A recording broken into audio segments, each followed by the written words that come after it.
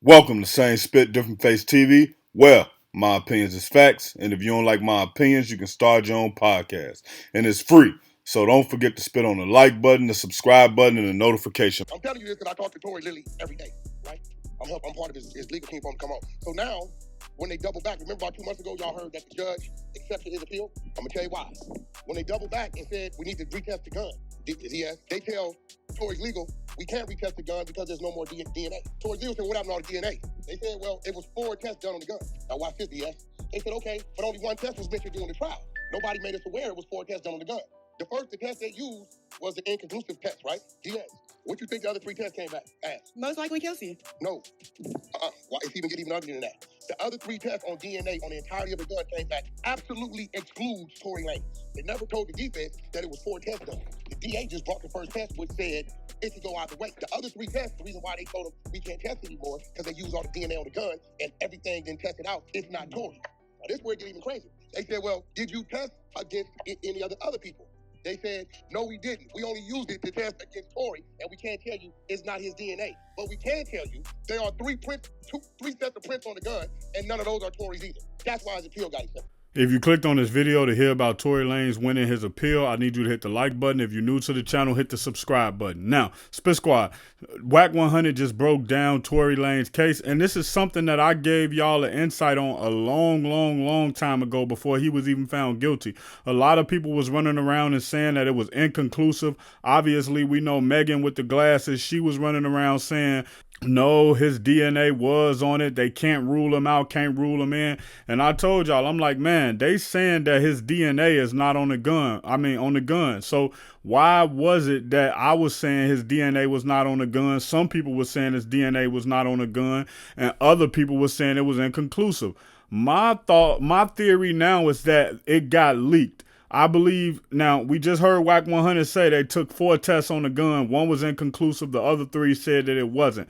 I believe that it was a situation where basically somebody inside of that office leaked it out, and maybe not even on purpose. Maybe they was just talking to somebody. Hey, his DNA not on the gun. Maybe they was pillow talking. Maybe they was talking to a friend.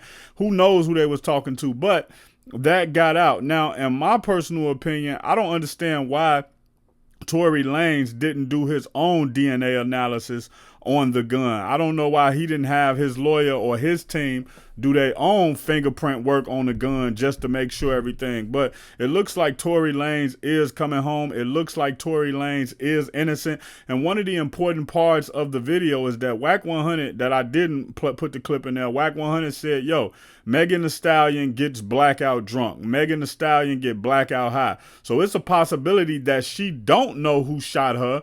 And maybe later she spoke with Kelsey, and Kelsey said, girl, if you do this, they gonna say I did it. And then, or I did it. And then he said, well, maybe that's when they shifted the story to Tory. To me, that don't really make the most sense. Now, this is what I think happened.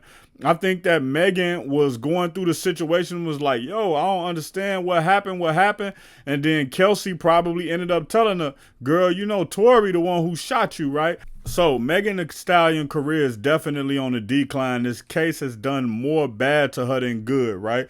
And so if Tory is let out of jail where his DNA is not on the gun, and his fingerprints not on the gun, which means he didn't hold a gun at all, and then we get to the bottom of why the guy ended up changing his statement at the very last second. In my personal opinion, I told y'all that I think that guy was maybe a foreigner from here. I think that guy was probably under the possibility where he could have gotten deported, or somebody in his family could have faced deportation, and the DA came to him and told him, listen, we know about your background, we know about your family history, and if you go on this stand and lie and perjure yourself, you'll be taken out of the, you'll be deported, basically, right?